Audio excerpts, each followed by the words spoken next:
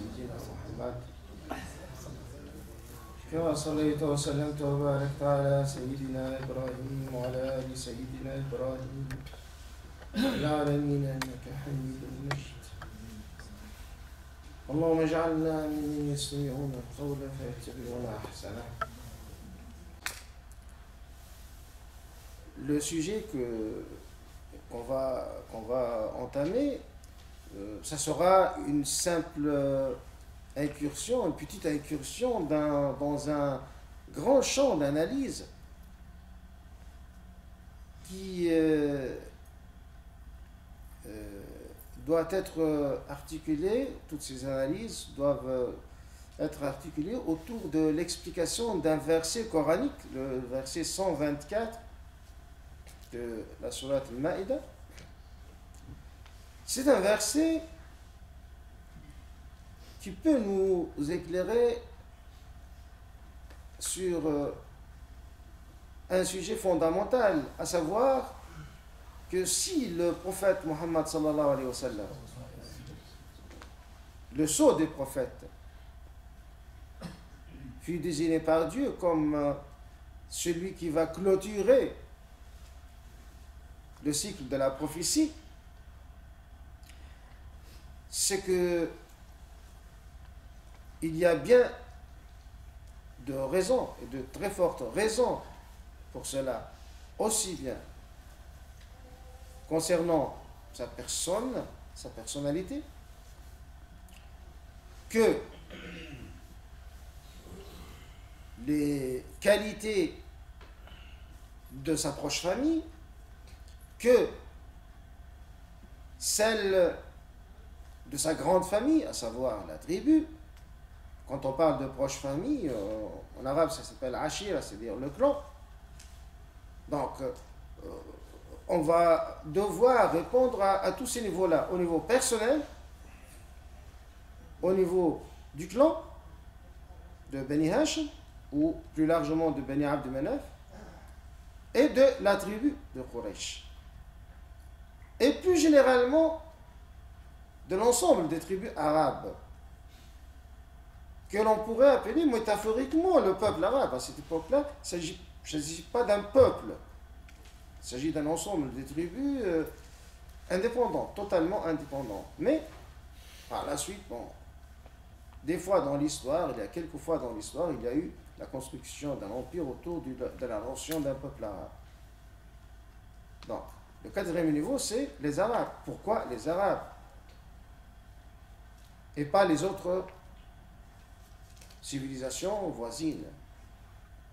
Pourquoi on doit répondre à ça? Parce que c'est le Coran qui le fait.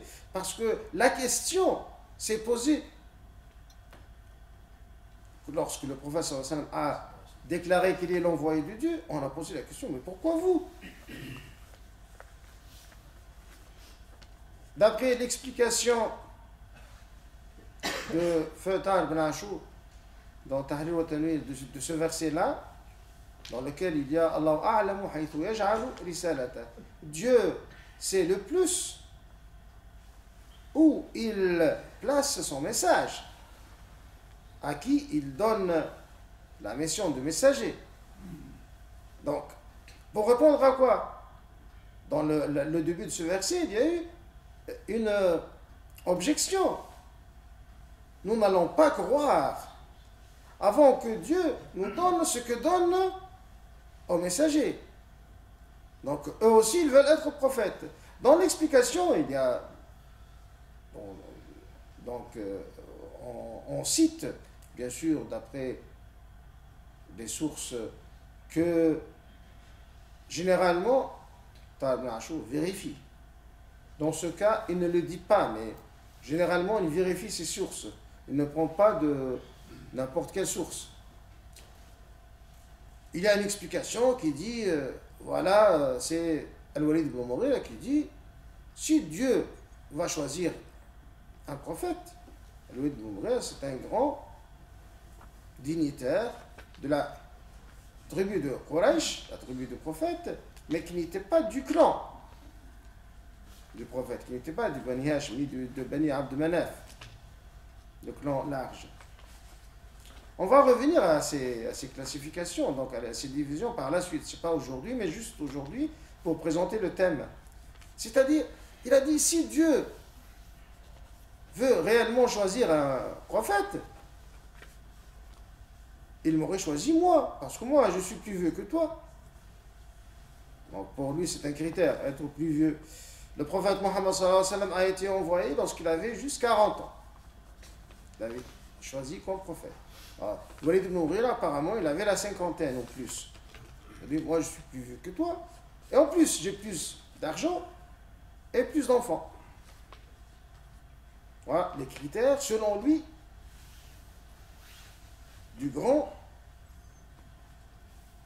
statut, de haut statut social.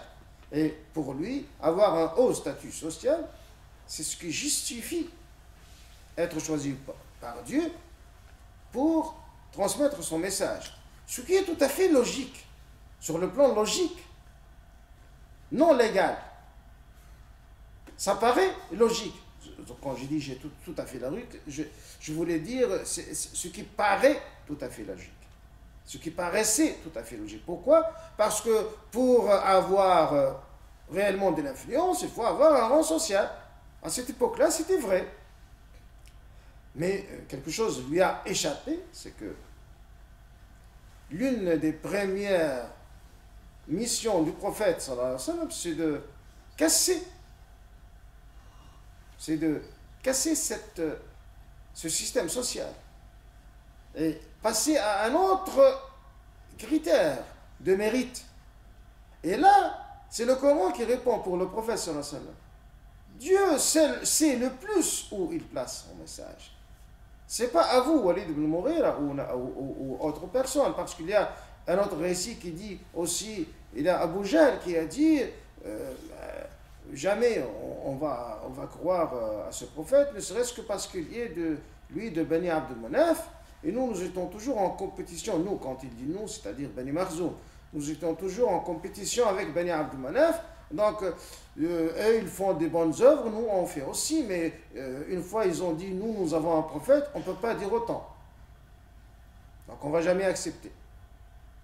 Ce sont les gens, c'est ce genre d'argument qui a empêché ces grandes personnes socialement grandes et qui étaient des personnes aussi intelligentes, qui n'étaient pas des moindres, qui avaient empêché ces grandes personnes d'adhérer à l'islam. Donc, voilà. L'islam a dit non. C'est Dieu qui sait où il place son message. Parce que les messages, en fait, c'est une amana, c'est un trésor qu'il va confier à quelqu'un qui doit être capable de bien garder, et pas seulement sa personne, personnellement, et aussi avec le concours d'un clan suffisamment fort pour qu'il arrive à protéger ce grand trésor. Et pas seulement le clan qui doit être fort, aussi la tribu, elle doit être suffisamment forte vis-à-vis des autres tribus. Et pas seulement la tribu, tout le peuple avec toutes ces tribus, il doit être suffisamment fort pour conserver et protéger ce trésor. Donc, c'est un ensemble d'éléments de puissance et de force que Dieu, à lui pureté, Allah subhanahu wa ta'ala, avait bien vu dans ce peuple et dans cette tribu et dans ce clan et dans cette personne. Pour bien comprendre ce verset coranique, donc Dieu sait le plus où est-ce qu'il place son message. Pourtant, les livres d'histoire regorgent d'attaques contre tous les 4 ou les 5 éléments de puissance et reconnaissent seulement les caractéristiques personnelles du prophète sallallahu alayhi wa sallam quand ils sont musulmans. Mais quand ils ne sont pas musulmans, même ce niveau-là, c'est-à-dire le fait de reconnaître ses qualités en la personne du prophète sallallahu alayhi wa sallam, ce n'est pas encore acquis.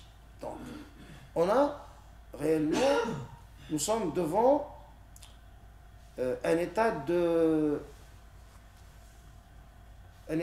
d'ingratitude et de méconnaissance qui pourrait paraître choquant. Ce qui mérite quelques méditations. Pourquoi? D'où vient cette idée que les Arabes étaient des gens sauvages? C'est ce qu'on trouve dans tous les livres, même des musulmans. Avant l'islam, les Arabes étaient des peuples sauvages. Et Quraysh n'était pas la tribu la plus forte. Ils avaient l'habitude d'instrumentaliser le hajj, les pèlerinages de toutes les autres tribus pour spolier les autres pèlerins. Donc, c'est pas du tout un éloge quand on dit que la tribu de Quraysh vit de la saison du pèlerinage. Ça, c'est la deuxième calomnie.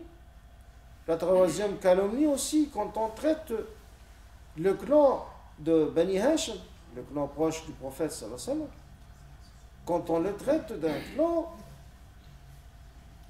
quand bien même il a hérité d'un honneur qui est d'être l'hôte des pèlerins, mais ce n'est pas un clan aussi puissant que Bani Makhzoum ou Bani Umayya ou Bani Abdullah, par exemple. Ça aussi, on a tenté de le dire, bien que les Bani Hashim ont su, le long de l'histoire, se défendre. En réalité, les gens qui s'attaquent aux Arabes, en croyant par ça défendre l'islam, pour montrer que voilà, l'islam a un effet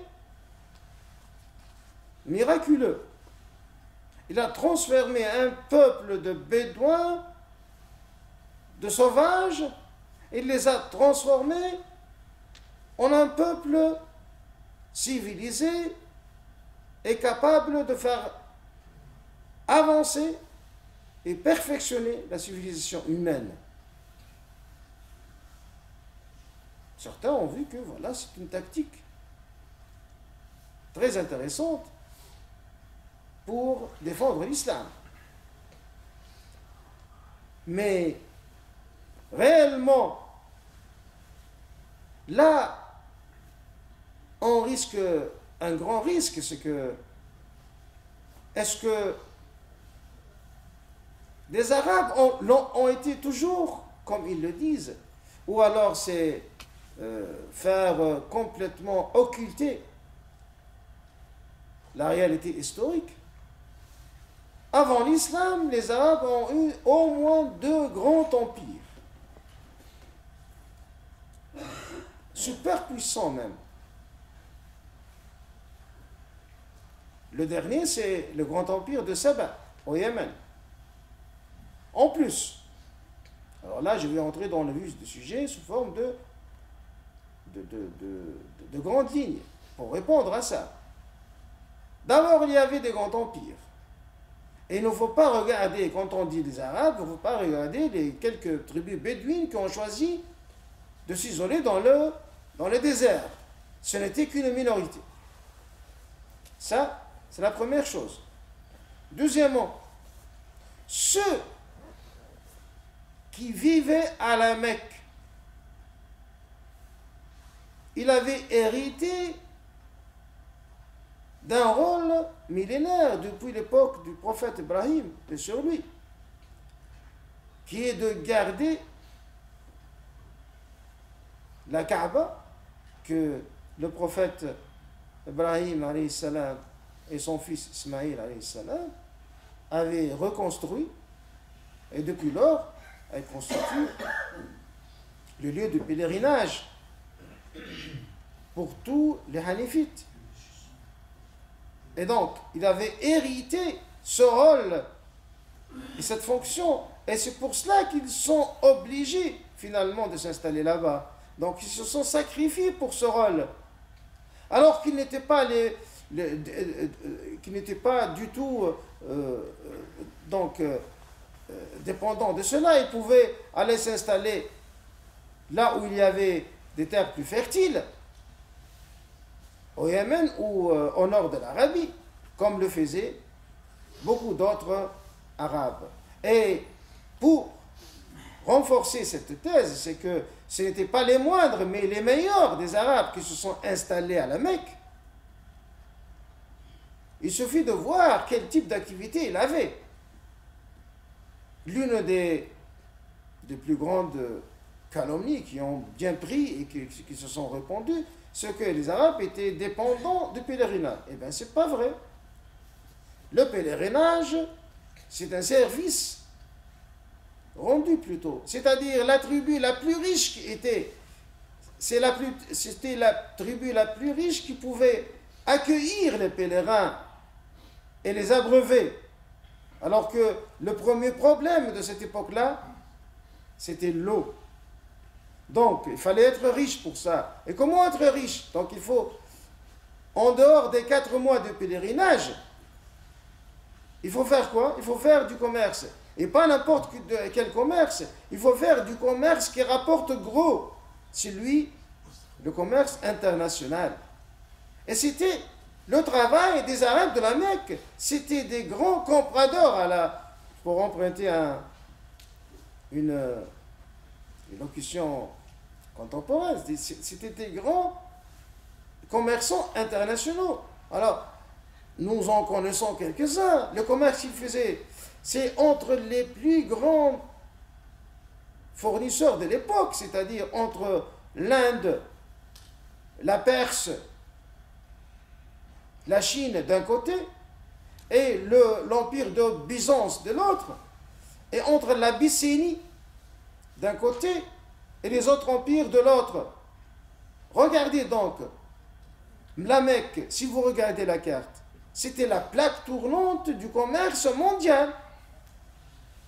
Et la position des Arabes comme étant une force douce, c'est-à-dire qui n'inquiétait personne, ce n'était pas un empire rival duquel pourraient avoir peur les empires voisins, ça leur donnait ce statut de commerçant acceptable partout.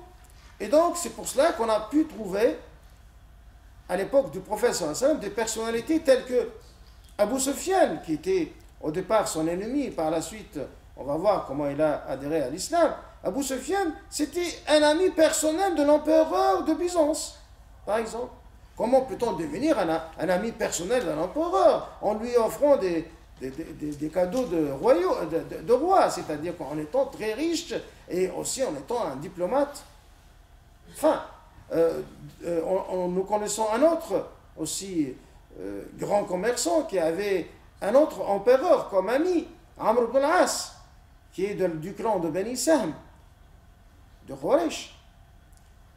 Ce personnage est vraiment remarquable. Il connaissait 8 langues. Amr ibn al-As, qui de l'agré, il était devenu un sahabi par la suite, connaissait 8 langues et était un ami personnel de l'empereur Négus, l'empereur de l'Abyssinie, l'Éthiopie de l'époque.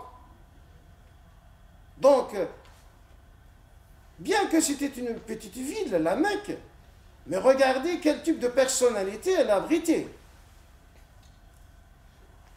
Donc, ceux qui s'attaquent aux Arabes et à la Mecque, alors ou bien il était induit en erreur, la majorité ils font ça de bonne foi, en croyant défendre l'islam. Mais il y a aussi, ça j'ai fait une recherche et j'ai trouvé que derrière tout ça, il y a la grande vague d'arabophobie, ce qu'on appelle un shou'ubiyya.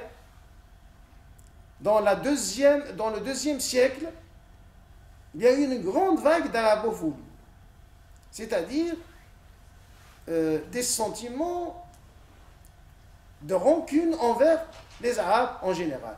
On n'osait plus s'attaquer à l'islam, donc on s'attaque aux gens qui apportent l'islam, aux Arabes. Et on a essayé de les dénigrer au maximum.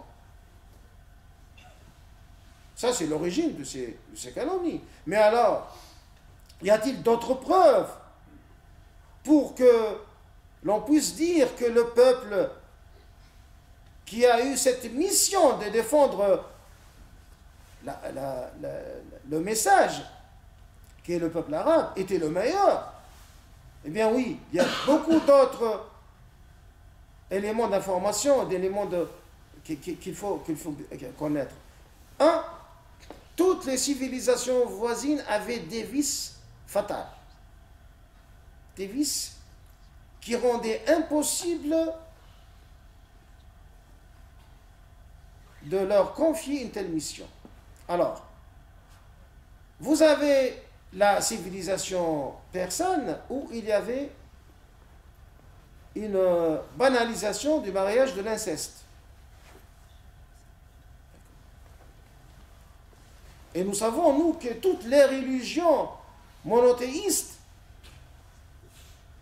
étaient venues, entre autres, pour combattre ce fléau, l'inceste.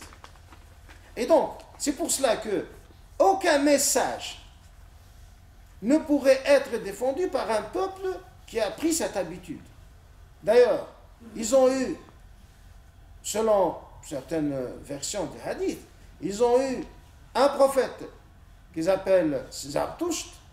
Ils ont refusé d'accepter son message, et pour cela que son message n'a pas été divulgué, et finalement ils ont pu falsifier son message. Bon, selon une version, je ne dis pas que c'est vrai à 100%, mais si jamais ils ont eu cette chance-là et ils l'ont refusé, ça montre en plus que c'était déjà fait, et c'est une expérience qui a montré que ce peuple-là était incapable de supporter un tel message. Pour les Byzantins, déjà, il avait fait du christianisme, de la religion de Dieu, la seule, l'unique, l'islam, propagé ou rappelé plutôt par le prophète Isa alayhi salam, ils ont fait de lui une religion où on pouvait trouver une cohabitation entre des préceptes monothéistes et d'autres préceptes païens. Et donc, finalement, ils ont falsifié la religion de Dieu. Donc, ils ne pouvaient pas conserver le message et le défendre tel qu'il est. Ils pourraient le défendre seulement après l'avoir falsifié.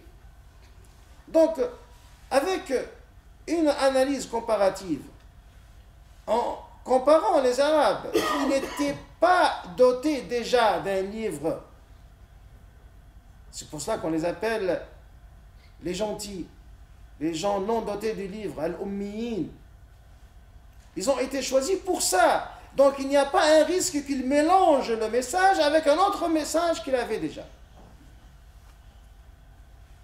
Et donc, là, il était plus fort que les autres. Bien sûr, il y a d'autres points que les arabophobes soulèvent toujours, c'est que les Arabes, entre autres, étaient un peuple sauvage qui s'entretuait entre eux et qui vivait des incursions nocturnes, le harat. Alors, il faut voir que ceci est totalement injuste, parce que si cela est vrai pour les tribus bédouines qui ont choisi de vivre dans le désert, il faut reconnaître que cela reste toujours une minorité. Alors que les autres tribus qui ont choisi de vivre dans le mode sédentaire, dans des villes telles que la tribu de Quraysh à la Mecque, les tribus de la Médine, aussi les tribus de Yémen, les tribus de Syrie et de sud de l'Irak, donc dans toutes les zones fertiles où ils étaient sédentaires, ils étaient des peuples productifs et ont réussi à se sédentariser et à rendre service aux civilisations qui les avoisinent, aussi bien dans le cas du Yémen que dans le cas de Syrie, les Arabes de Syrie, que dans le cas des Arabes du sud de l'Irak. Donc, les traités de tous de sauvages et de gens qui s'entretuent, c'est vraiment là une grande injustice et c'est un manque d'objectivité parce qu'on porte un jugement général en constatant juste un échantillon non représentatif. Bien sûr, c'était un peuple, ça, personne ne le discute, c'était un peuple généralement inculte parce que ils ont choisi un mode oral, c'est-à-dire leur culture était une culture orale, croyant que avoir une culture orale, c'est une vertu. Là, on reviendra sur ce point-là, le rôle de cette culture orale et pourquoi, contrairement à ce qu'on dit aussi, ce n'est pas un point faible, mais un point fort, c'est cette tradition de la culture orale qui va les aider à transmettre le message de façon fluide. Donc, ça paraît comme une grande défaillance, comme un grand manque d'être analphabète, qui ne sait pas écrire ni lire. Ça paraît comme ça. C'est vrai, ça empêche d'obtenir beaucoup de sciences écrites. Mais par contre, ça leur donne cette aptitude inouïe d'être un peuple de narrateurs et de transmetteurs. Et ça, sur ce plan, aucun autre peuple ne pourrait les équivaler. Donc, ne pourrait rivaliser avec eux. C'est, en quelques mots, j'ai voulu répondre donc à cette attaque classique. Et il faut donc se garder de tomber dans ce piège, attaquer l'arabe pour défendre l'islam. Réellement, si on veut défendre l'islam, on doit défendre ses choix, le choix de Dieu qui dit, c'est Dieu qui sait le plus où il place son message. Et il a placé son message entre les mains de Muhammad, fils de Abdullah al-Qurashi, l'arabe, sallallahu alayhi wa sallam. وصلى الله على سيدنا محمد وآله وصحبه أجمعين وآخر دعوانا الحمد لله رب العالمين.